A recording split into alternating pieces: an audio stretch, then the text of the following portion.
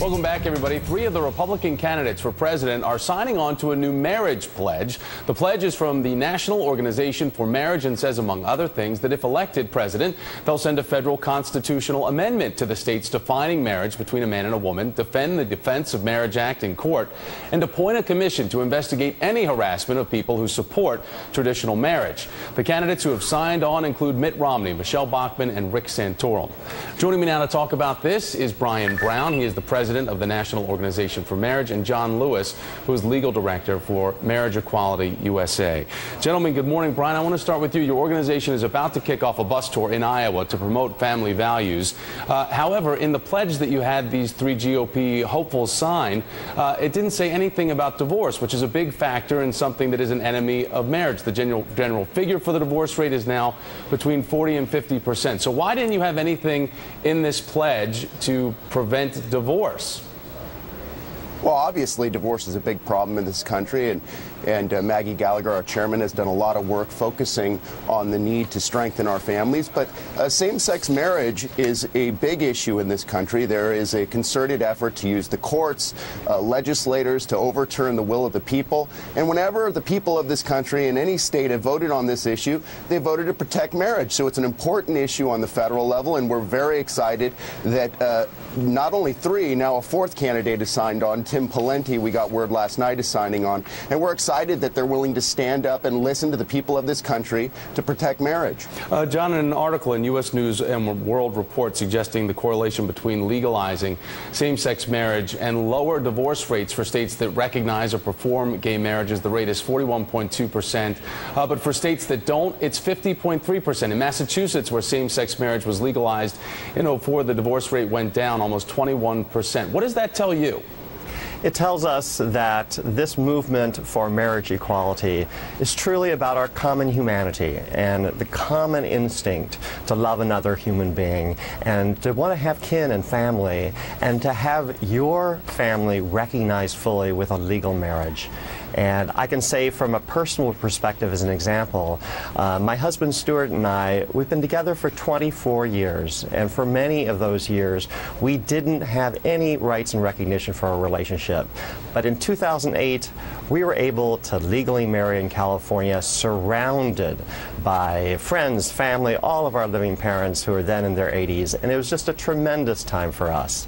And I think as Americans are seeing their friends and neighbors and ordinary folks, just like Stuart and me, getting married and having, happy relationships, it's showing that it's good. It's good for marriage, and it's good for our society because it brings us all together and respects each other. Brian, when you hear a story like that, why do you feel that John and Stuart are less than you and don't deserve the same equal rights? Gays and lesbians have the right to live as they choose. They don't have the right to redefine marriage. When you redefine marriage, there are profound public consequences. We see same-sex marriage taught in the schools in states that have redefined marriage, but we also see religious organizations and individuals punished by the state. When you have Catholic Charities Adoption Agency in Massachusetts basically forced out of adopting because, of course, Catholic Charities cannot adopt children to same-sex couples, you see the profound consequences. So the notion that what you're doing by passing same-sex marriage is expanding rights is wrong. You're basically undermining the rights of those of us who believe that marriage is the union of man and woman. The LGBT community is primarily raised by the heterosexual community. Well, that has nothing to do with the fact that marriage is a profoundly But the gay people got here through heterosexuals having sex, right? That has nothing to do with the fact that marriage is a profoundly public good. When you redefine the nature of marriage, there are consequences. We now have Jonathan Turley, one of the most esteemed legal professors in this country, launching a lawsuit in Utah to claim that polygamy should be legalized there, using the exact same arguments as supporters of same-sex marriage. Redefining marriage is wrong. It is not true that 2 men or 2 women are in the same position as a man and a woman, a husband and wife, united together in marriage. These are different things. Until marriage you get is unique and special. Until you get a divorce, and then the man and the woman aren't united anymore in a marriage. Real quickly, though, I need to point out, though, that the American Psychological Association voted unanimously 157-0 in favor of same-sex marriage around this country. John, when you hear something like that, does that help give you ammunition to move forward with Marriage Equality USA? Well, I'm just absolutely encouraged by all the developments that are taking place now. We are seeing bipartisan efforts in New York to achieve marriage equality, and we're seeing many, many happy couples marrying in New York and having their special day. And I feel that we are winning the freedom to marry one wedding at a time. And national public opinion polls now consistently show the majority of Americans now support the freedom to marry for all loving, committed couples, all families.